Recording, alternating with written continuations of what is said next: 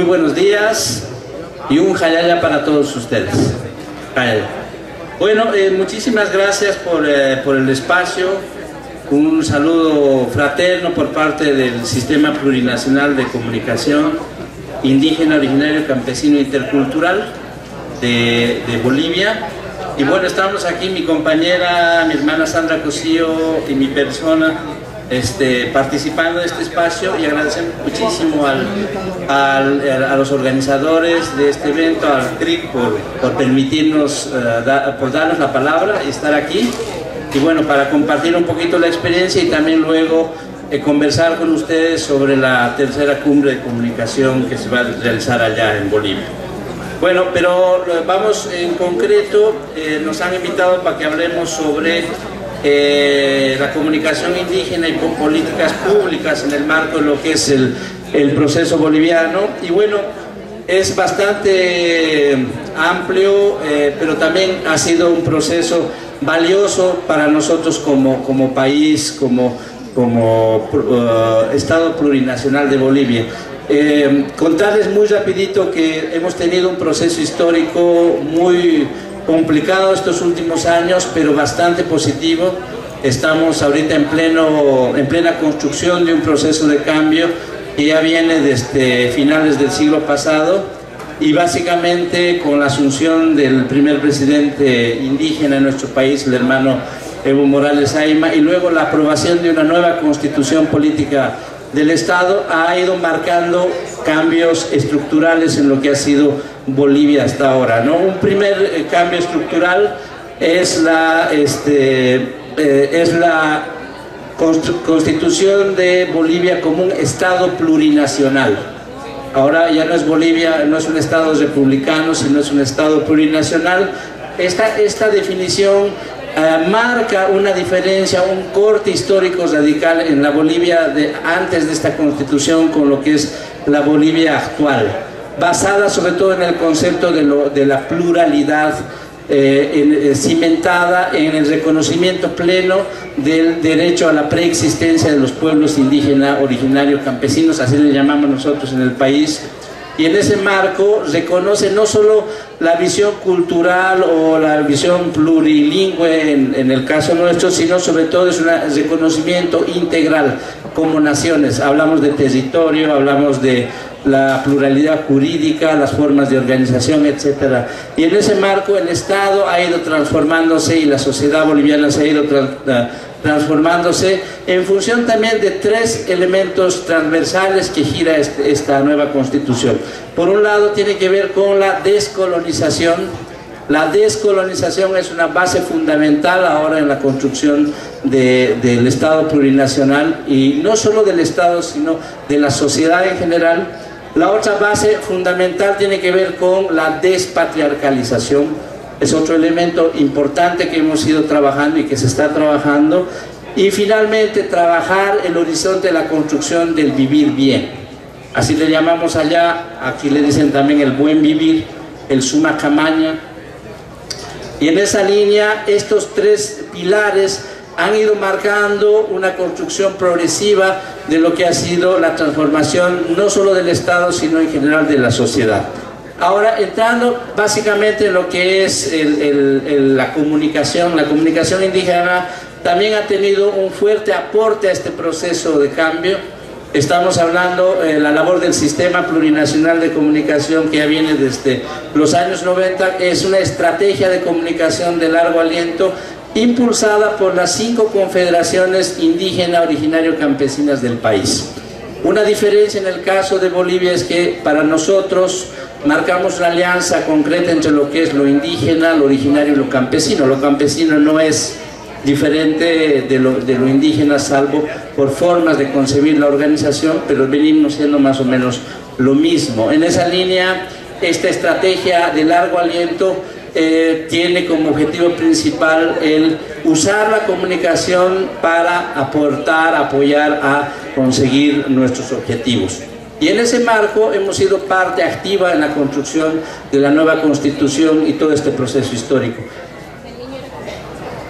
Bueno, me avisarán si me estoy pasando mucho el tiempo, y ahorita vamos a comentar un poquito qué pasos ha habido. Una vez aprobada la nueva Constitución, también, una vez que hemos empezado en este proceso, cuando hemos estado con la discusión de la construcción de esta nueva Constitución, un elemento que hemos puesto nosotros como proceso es que se incluya la comunicación que se incluya en la Constitución el derecho a la comunicación.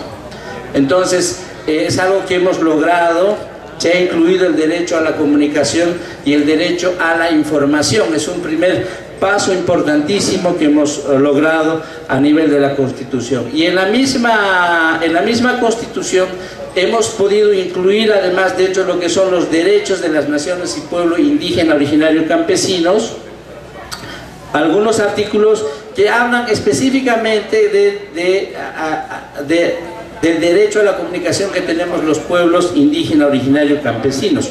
El artículo 30 de la Constitución, por ejemplo, habla de que gozamos los siguientes derechos: a crear y administrar sistemas, medios y redes de comunicación indígena.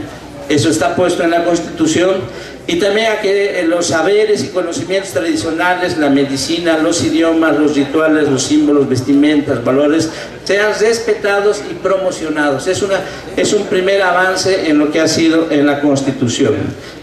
Algo que habíamos incluido también en la Constitución, además del derecho a la comunicación, era también la idea de que el Estado pueda garantizar ese derecho. Es decir, porque no es solo tener el derecho a la comunicación, sino luego con qué funciona. Tenemos los medios, los construimos, pero con qué hacemos, cómo sustentamos esos medios. Lamentablemente en las discusiones y sobre todo los sectores de derecha nos quitaron ese artículo y en las negociaciones quedó fuera. A partir de este paso en la nueva Constitución, lo que nos tocaba ahora, una vez lista la Constitución, nos tocaba construir el marco legislativo, porque finalmente una Constitución es como el plano de una casa. El plano de una casa, pero no tiene ni paredes ni techo. El marco legislativo es lo que le va a dar el sentido completo de esta construcción, y las leyes básicamente tienen que ver con eso. Y entonces en el tema de la comunicación hemos estado trabajando también, y creo que lo que más se ha celebrado y lo que más se ha difundido es el logro que hemos tenido con la ley de telecomunicaciones, la ley 164, Ley General de Telecomunicaciones, que se ha aprobado en agosto de 2011. Que también hay que decirlo, es un logro de las organizaciones, de las confederaciones y de los y las comunicadores indígenas, originarios, campesinos. Cuando estuvimos nosotros en medio del trabajo, nos enteramos que había un proyecto de ley de telecomunicaciones, y cuando cogimos esa ley nos dimos cuenta que se estaba reproduciendo el mismo modelo. Había un 20% para medios educativos, etcétera, y el 80% de la frecuencia radioeléctrica estaba destinado a privados y comerciales. Y ahí pues las organizaciones y los comunicadores empezamos a trabajar y logramos doblarles el codo, ¿no? Con mucho trabajo, mucha discusión, y lo que se viene comentando tiene que ver con el haber influido en la asignación de frecuencias, y en ese sentido hemos hecho una diferencia importante a nivel de la legislación. Se han identificado 4 categorías después de mucha discusión: un tipo de frecuencia asignado a frecuencias del Estado, que se le ha asignado a un 33% todo lo que son las frecuencias para el Estado. La otra categoría es comercial, privado, digamos, de alguna manera, y se les ha bajado de un 80 a un 33%. Hemos hecho una diferencia, luego se ha incluido lo que es la categoría del social comunitario hasta un 17%, y hemos hecho incluir de manera clara lo que es la categoría sobre pueblos indígenas, originarios, campesinos y las comunidades interculturales y afro-bolivianas hasta un 17%. La discusión fue importante porque para nosotros hay que clarificar: lo comunitario no es un tema exclusivo solo de los pueblos indígenas. Lo comunitario también se desarrolla en ciudades, en áreas urbanas, y nos parecía también que podía ser un peligro eso se confunde. Entonces por eso hemos hecho la diferencia con lo comunitario y hemos hecho claramente la división, la inclusión de lo que es las frecuencias para los pueblos indígenas originarios campesinos. Bueno, esta aprobación fue histórica, y también comentar que se está avanzando actualmente, se está asignando frecuencias de radio principalmente, pero también de televisión para las organizaciones indígenas. Pero lamentablemente hemos logrado la ley, pero también hay problemas, por ejemplo, en la reglamentación, ¿no? Sobre todo a la hora de, bueno, gracias, a la hora de ver los requisitos, por ejemplo, se van complicando porque tiene que ver con formatos y lógicas que no necesariamente corresponden a las posibilidades que tenemos como organizaciones, pero se está haciendo la lucha. Pero el reto principal ahora que nos toca es que una vez que tenemos los medios, y también con ayuda del gobierno se ha implementado medios de comunicación, el principal reto tiene que ver con los contenidos. ¿Qué vamos a hacer? Tenemos radios, las organizaciones, y hemos terminado pasando música, no sé, música chicha que nosotros le llamamos. No hay contenidos. ¿Qué pasa con los contenidos? Es un reto que tenemos que trabajar a nivel nacional. Otro elemento que podemos comentar tiene que ver con la comunicación, la ley contra el racismo y todo tipo de discriminación, que de manera indirecta menciona la obligación de los medios de comunicación a incluir contenidos que luchen contra todo tipo de racismo y discriminación. Para ir agilizando, porque ya no tengo mucho tiempo, informarles que estamos trabajando ahorita en una ley del cine y el audiovisual boliviano, y que todavía eso no se está aprobando, y hay un borrador que luego va a entrar en esta siguiente legislatura para ser discutida. Pero lo destacable es que la primera propuesta de ley de cine que se estaba trabajando era construir una ley que fomente la industria del cine, la industria un poco en el modelo de Hollywood, ¿no?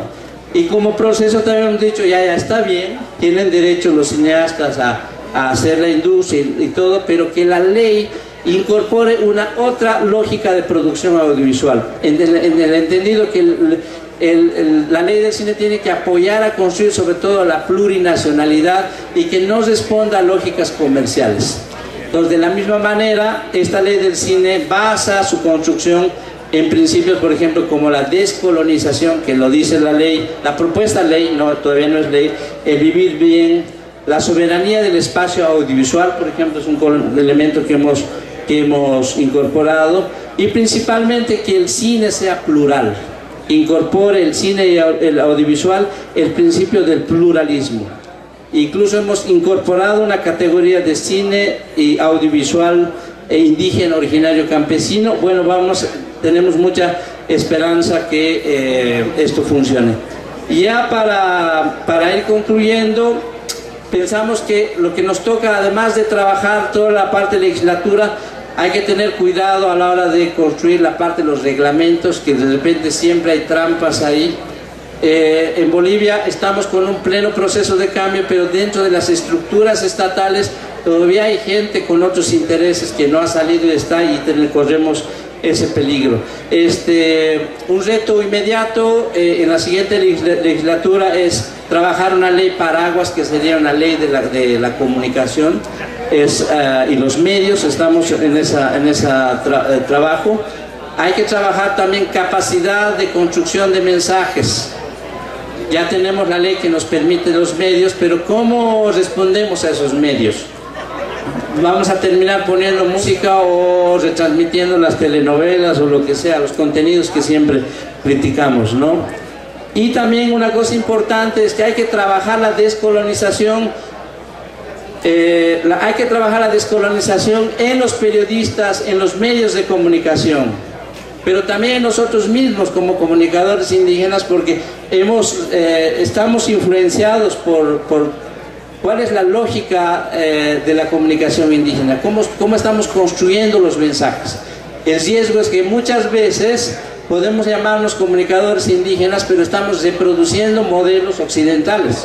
estamos reproduciendo esos mismos modelos y nos parece que es importante trabajar en esta formación, en esta actualización de nosotros mismos, pero con mucho trabajo con los periodistas, con los medios de comunicación. Y finalmente, el reto importante tiene que ver con trabajar la visión estratégica, hay que seguir con eso, y finalmente cómo hacemos que estos medios reflejen también los idiomas, no solo a las 6 de la mañana, a las 5 de la mañana como nos ponen, sino que sea en los medios de comunicación reflejen la pluralidad de este idioma en todos los horarios. Eso no sé si me he pasado, si no hay una cosa, muchísimas gracias. No, muy bien con el tiempo. Ahí está la fuerte aplauso, compañeros, compañeras.